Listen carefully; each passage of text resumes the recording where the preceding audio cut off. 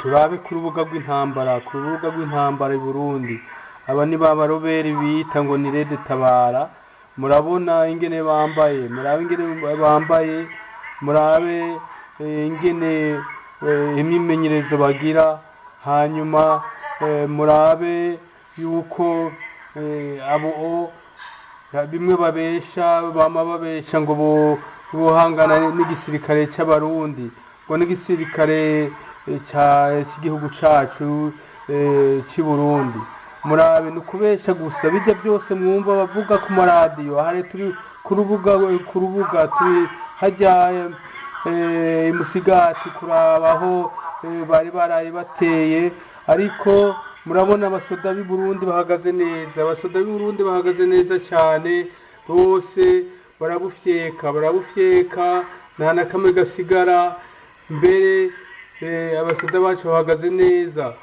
Turabona ihe gukeza umukuru w'ingabo zacu, niyo ngabo Prime, apanga neza abasirikare biwe neza, ku buryo bwa buroberi buje bwose babufyeka, ibigwanisho byabo bafise bakabitwara byose.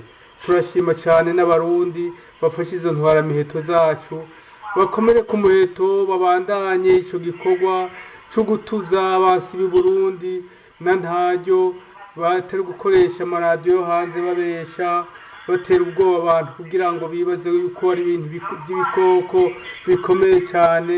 Nta kigenda barundi kazi. Nimwumvirize ibivugwa na gatoyi, sivyo na gatoyi, sivyo. Abarundi bahagaze neza, abasoda banyu bahagaze neza, nta ntambwe n'imwe bazobaterana. Rero barundi kazi, aha rero murabibona yuko ivyo bavuga, ayo maradiyo yirirwa aravuga ku munsi ngo Rede Tabara ishitse aha n'aha, ngo ibintu byayangaye, no kubesha n'ukuri ntimubijeko. Murakoze.